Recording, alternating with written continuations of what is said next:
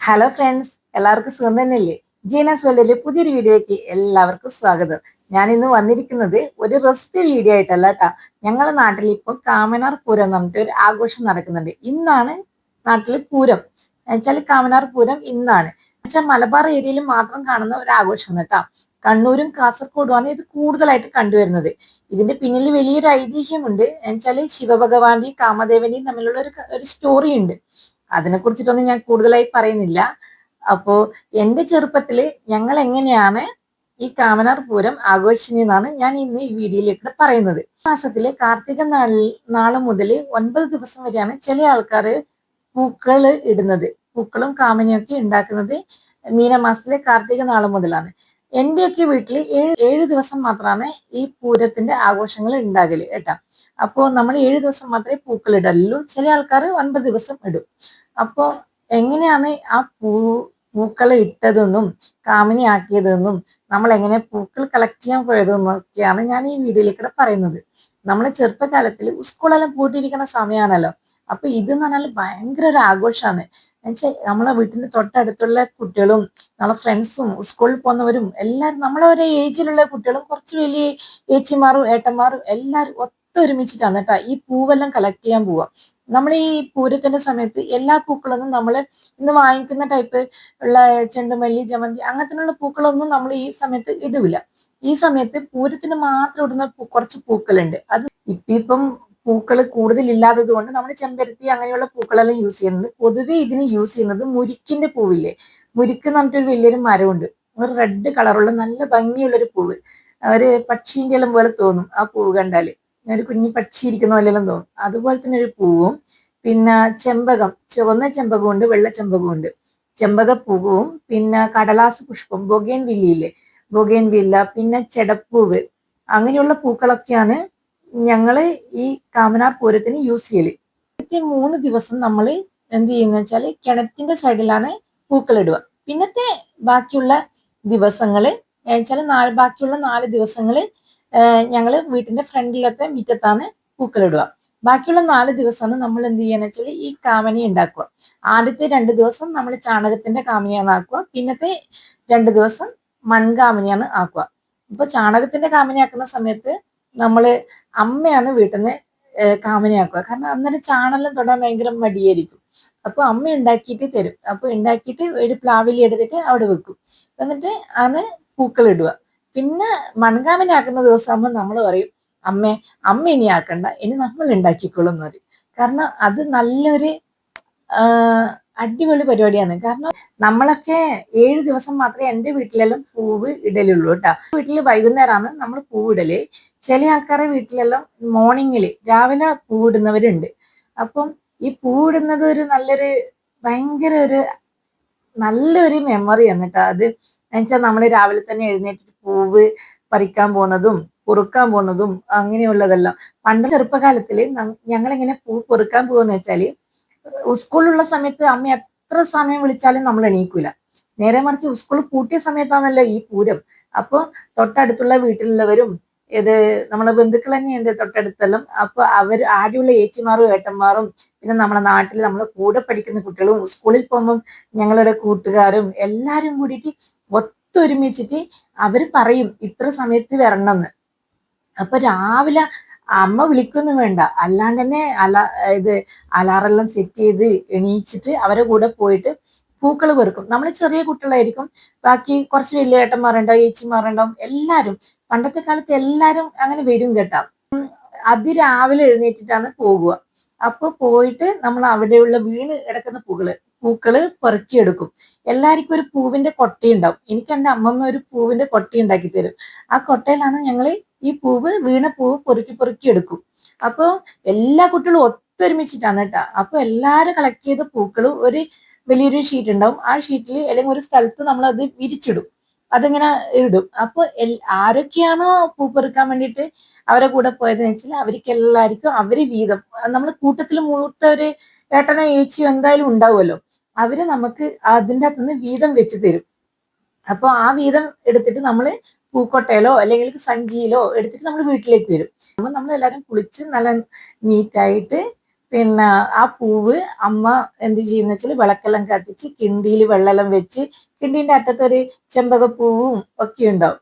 അപ്പോൾ അങ്ങനെ വെച്ച് അടുപ്പിന്ന് കുറച്ച് കനൽ ചിരട്ടയിലെടുത്ത് കുറച്ച് അരിയെടുത്ത് എല്ലാം എടുത്തിട്ട് ഫസ്റ്റ് 3 days കിണറ്റിന്റെ സൈഡിലാണ് ഇടുക. അപ്പൊ കിണറ്റിന്റെ സൈഡിൽ അവിടെ കൊണ്ടുവെക്കും. ഞങ്ങൾക്ക് എന്ത് ചെയ്യുന്ന വെച്ചാൽ ഈ നമ്മൾ കൊണ്ടു കൊടുത്ത പൂവിന്റെ അകത്തുനിന്ന് ആ പൂവ് കുറച്ചെടുത്തിട്ട് ഈ കിണ്ടിയിലെ വെള്ളത്തിൽ ഇങ്ങനെ ഒന്ന് മുക്കിയിട്ട് നമ്മളെ കയ്യിൽ തരും. എന്നിട്ട് ഞങ്ങൾ ഇങ്ങനെ വട്ടം ചുറ്റിയിട്ട് അതിൽ അടയിടും. അങ്ങനെ 3 പ്രാവശ്യം അങ്ങനെ പൂവിടും. അങ്ങനെ ഒരു ദിവസം അങ്ങനെ ഇടുകയോ അങ്ങനെ 3 ദിവസം നമ്മൾ കിണറ്റിന്റെ സൈഡിൽ ഇതേ പ്രോസസ്സ് തന്നെ കേട്ടാ ഇടും. എന്നിട്ട് ലാസ്റ്റ് ഈ പൂവിട്ട് കഴിഞ്ഞതിന് ശേഷം ഉണ്ടല്ലോ ഒരു കൂക്കുന്ന ഒരു പരിപാടി ഉണ്ട്.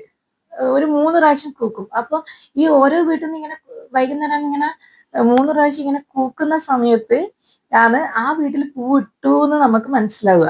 ഇത് നിങ്ങൾക്ക് ആദ്യമായിട്ട് കേൾക്കുന്നവർക്കെല്ലാം ചിരി വരുന്നുണ്ടാവും. പക്ഷെ നമ്മളെ നാട്ടിൽ ഉള്ള ഒരു ഒരു ആഘോഷമാണ് കേട്ടോ. പക്ഷെ ഇന്നത്തെ കാലത്ത് അത് അത്രത്തോളം പോസിബിൾ ആണെന്നൊന്നും അറിയില്ല. പണ്ട് ഞങ്ങൾ ഇതെല്ലാം ചെയ്യലുണ്ടായിരുന്നു. എന്റെ അനിയനെല്ലാം ഭയങ്കര സൗണ്ടിൽ കൂക്കും. അത് എല്ലാരും നല്ല രസമാണ് കേട്ടോ. അതിപ്പോ നമ്മൾ പറയുമ്പോ ഒരു കോമഡി പോലെ തോന്നുമെങ്കിലും പക്ഷെ പണ്ടത്തെ കാലത്ത് അത് ആലോചിക്കുമ്പോൾ തന്നെ നമുക്ക് ഭയങ്കര ഒരു മെമ്മറിയാണത്. 3 ദിവസം നമ്മൾ കിണറ്റിന്റെ സൈഡിൽ പൂവിട്ട് കഴിഞ്ഞാൽ പിന്നെ നമ്മൾ പൂവിടുന്നത് വീട്ടിന്റെ ഫ്രണ്ടിലത്തെ മുറ്റത്തായിരിക്കും. മുറ്റത്ത് നമ്മൾ പിന്നെ ഇടുന്നത് 2 ദിവസം ചാണകത്തിനെ കൊണ്ട് കാമനി ഉണ്ടാക്കും. എന്നുവെച്ചാല് നല്ല രസമാണ്. ഒരു സിലിണ്ടറിക്കൽ ഷേപ്പിൽ എന്നുവെച്ചാൽ സിലിണ്ടറുള്ള ഒരു ഇതായിട്ടുള്ള ഒരു ഷേപ്പിൽ ഒരു നീളത്തിൽ ഒരു തലയെല്ലാം വെച്ച് കണ്ണെല്ലാം വെച്ച് കൊടുത്ത് കാമനയാക്കും. എന്നിട്ട് കാമനെ മുടി ഇങ്ങനെ കൊടയെല്ലാം വെച്ച് കൊടുക്കും. ഈ ചെമ്പകത്തിന്റെ പൂവ് ഈർക്കിളിക്ക് ഇങ്ങനെ കോത്ത് കോത്ത് കോത്ത് അങ്ങനെ കുത്തി നല്ലൊരു രസമാണ് കേട്ടോ അത്. അതിനെല്ലാം നമ്മൾ പൂക്കൾ ഡെയിലി ഈ 7 ദിവസം നമ്മൾ പൂവിന് വേണ്ടിയിട്ട് പോകുന്നത് അതിന് വേണ്ടിയിട്ടാണ്. ഏറ്റവും കൂടുതൽ ഏറ്റവും വലിയ കൊടയാരാന്ന് ആക്കിയത് അതെല്ലാം നമ്മളിങ്ങനെ ചെക്ക് ചെയ്യും. അടുത്തടുത്ത വീടുകളിലെല്ലാം പോയിട്ട് നമ്മളിപ്പം പൂക്കള മത്സരത്തിനെല്ലാം പോയിട്ട് പൂക്കളം നോക്കുന്നത് പോലെ ഇതുപോലെ എല്ലാ വീട്ടിലും പോയിട്ട് നോക്കും. ആരെ കാമിനിയാ ഭംഗി. ചിലപ്പോ നമ്മൾ കുറവാക്കിയിട്ടെല്ലാം ഇങ്ങനെ അപ്പുറം ഇപ്പുറം പറയെല്ലാം ചെയ്യും. ഇത് നിന്നെ പോലെയുണ്ടല്ലോ എന്നെല്ലാം പറയും. അപ്പൊ അമ്മയാണ് ഈ ചാണകത്തിന്റെ കാമനയാക്കുക. ആദ്യത്തെ ദിവസം 3 കാമനയാക്കും. അപ്പൊ കാമനയാക്കിയിട്ടാകുമ്പോൾ നമ്മൾ പ്ലാവിന്റെ ഇലയിലാണ് ഈ കാമന വെക്കുക. എന്നിട്ട് വെച്ചിട്ട് ഇതേ സെയിം പ്രോസസ്സ് തന്നെ പൂക്കൾ എടുക്കും. നമ്മളെ കയ്യിൽ ഇങ്ങനെ തരും. അപ്പൊ നമ്മൾ അങ്ങനെ കാമന ഇങ്ങനെ ഒരു വലം വെക്കും. എന്നിട്ട് നമ്മൾ ആ കാമന്റെ അവിടെ ചുറ്റും പൂക്കൾ ഇടും. അങ്ങനെയായിരുന്നു പിന്നത്തെ 2 ദിവസം ഉണ്ടാവുക. അപ്പൊ 5 ദിവസമായല്ലോ. പിന്നത്തെ 2 ദിവസമാണ് നമ്മൾ മണ്ണിന്റെ കാമനയാക്കുക. മണ്ണിന്റെ കാമനയാക്കുന്നത് എങ്ങനെയാന്ന് വെച്ചാല് കാമനയാക്കാൻ വേണ്ടിട്ട് നമ്മള് പുറ്റുമണ്ണില്ലേ, പുറ്റുമണ്ണാകുമ്പോൾ നല്ല അത് കുഴച്ചെടുക്കുമ്പോൾ നല്ല അതൊരു ഫിനിഷിങ് കിട്ടും കേട്ടാ.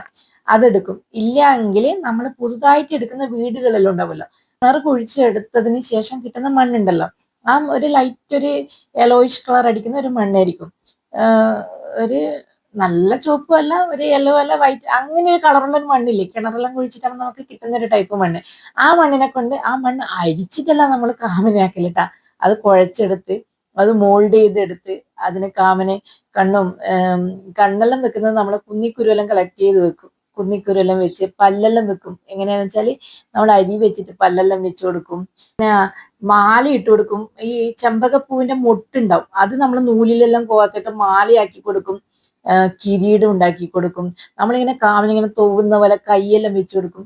അതൊരു പ്രത്യേക, അന്നേരം നമ്മുടെ ഉള്ളിലുള്ള കലാകാരൻ അങ്ങ് ഉണർന്നു വരും കേട്ടാ.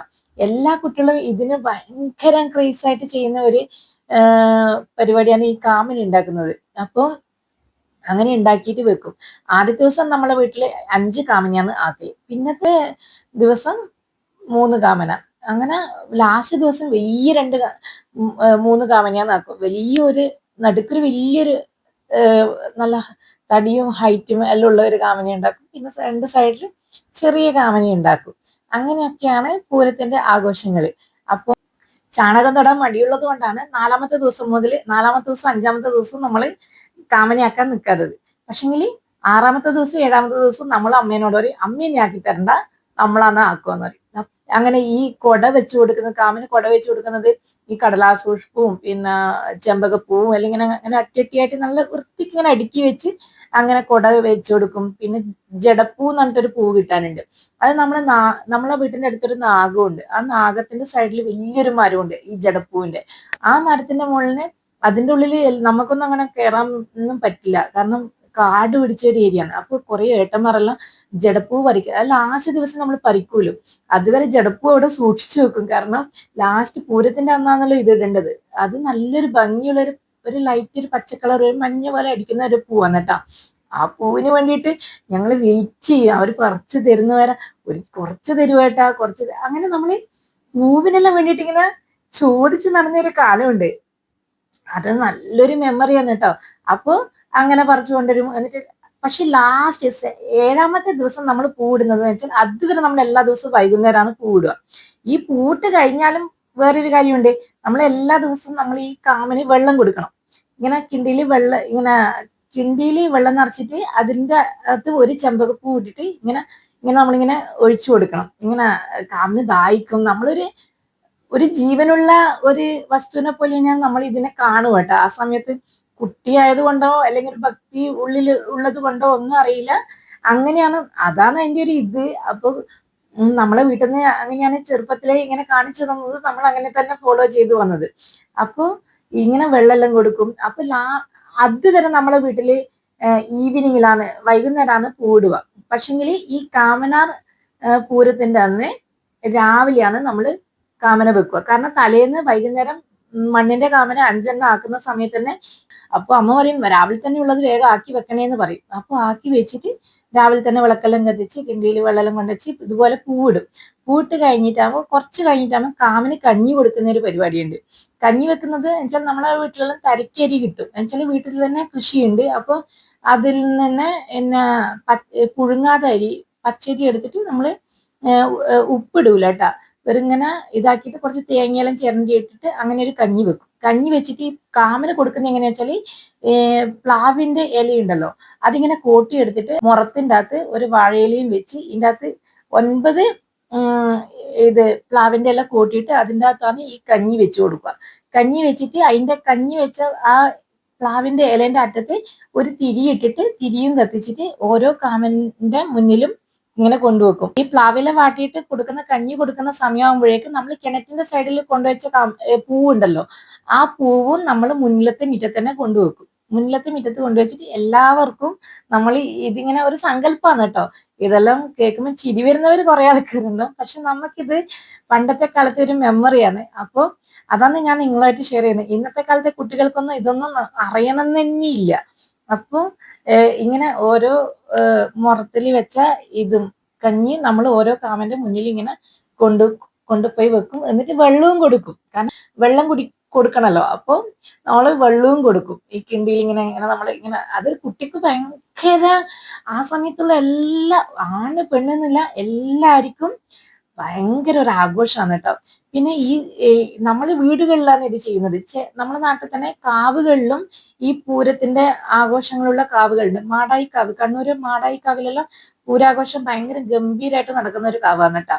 അപ്പോൾ ഞങ്ങൾ അടുത്തുള്ള കാവുകളിലും നമ്മളെ തറവാട്ട് ക്ഷേത്രത്തിലുള്ള കാവുകളിലും എല്ലാം ഈ പൂരത്തിന്റെ ആഘോഷങ്ങൾ നടക്കുന്നുണ്ട്. അവിടെ എന്ന് വെച്ചാൽ പൂര കുട്ടികളായിട്ട് തന്നെ നിൽക്കും.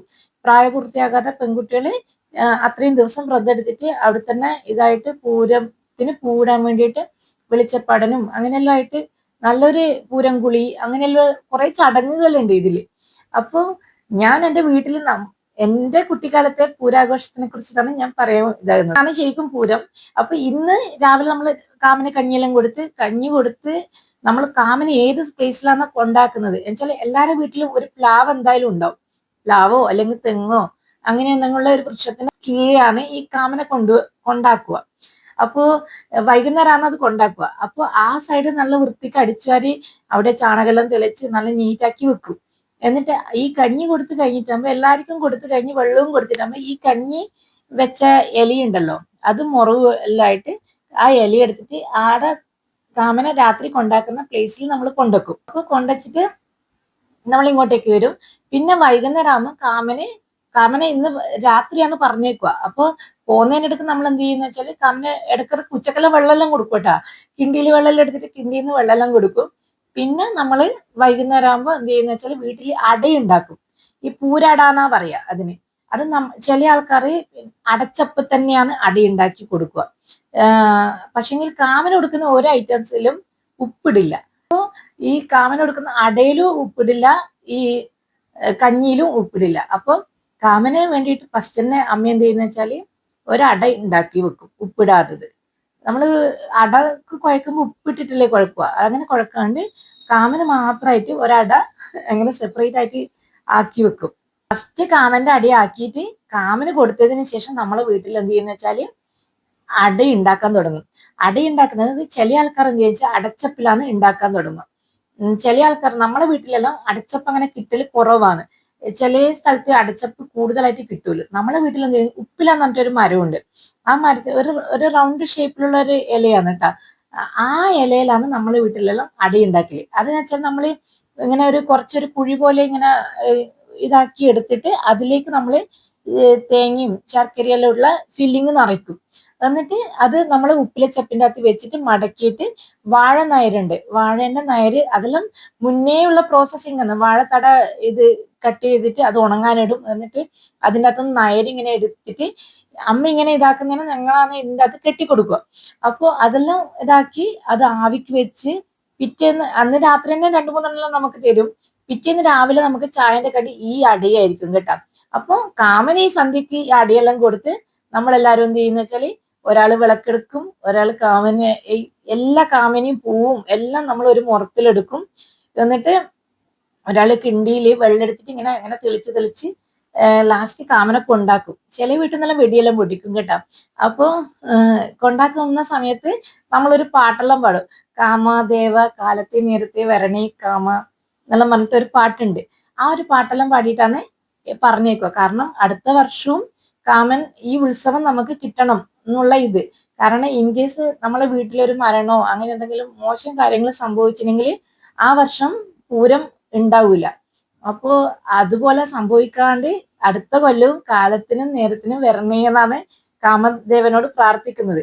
അങ്ങനെ നമ്മൾ എന്ത് ചെയ്യുന്ന വെച്ചാല് നമ്മൾ രാവിലെ കഞ്ഞി കൊടുത്തിട്ട് കഞ്ഞിന്റെ ബാലൻസ് കൊണ്ടുവച്ച പ്ലാവിന്റെ സൈഡ് ഉണ്ടല്ലോ, ആ സൈഡിൽ നമ്മൾ ഈ കാമന കൊണ്ട് ആട വെക്കും. എന്നിട്ട് നമ്മൾ ഇങ്ങോട്ടേക്ക് തിരിച്ചു വരും. നമ്മുടെ വീട്ടിന്റെ മുന്നിൽ തന്നെ ഉണ്ടാവും, എല്ലാവരുടെ വീട്ടിലും ഒരു പ്ലാവ് ഉണ്ടാവും. ആ പ്ലാവിന്റെ സൈഡിലാണ് നമ്മൾ കാമന ലാസ്റ്റ് കൊണ്ടാക്കുക. എന്നിട്ട് പറയും കാമനോട് അടുത്ത കൊല്ലം നേരത്തിനും കാലത്തിനും വരണേന്ന് പറയും. എന്നാലല്ലേ നമുക്ക് സന്തോഷം ഉണ്ടെങ്കിലല്ലേ നമുക്ക് കാമൻ അടുത്ത കൊല്ലവും നേരത്തിനും കാലത്തിനും വരുമല്ലോ. അപ്പോ ഇതൊക്കെയാണ് എൻ്റെ കുട്ടിക്കാലത്തെ പൂരത്തിനെ കുറിച്ചിട്ട് ആലോചിക്കുമ്പോൾ നമുക്ക് മനസ്സിലേക്ക് പെട്ടെന്ന് മിന്നി മാഞ്ഞ് പോകുന്ന ഒരു ഓർമ്മകൾ കേട്ടാ. നിങ്ങൾക്ക് ഇത് ഇഷ്ടപ്പെട്ടിനോ ഇല്ലയോ എന്നൊന്നും എനിക്കറിയില്ല. എൻ്റെ ഒരു അനുഭവം ഞാൻ പറഞ്ഞേ ഉള്ളൂ. അപ്പോൾ അടുത്ത വീഡിയോ ആയിട്ട് മറ്റൊരു ദിവസം കാണാം. Okay, by.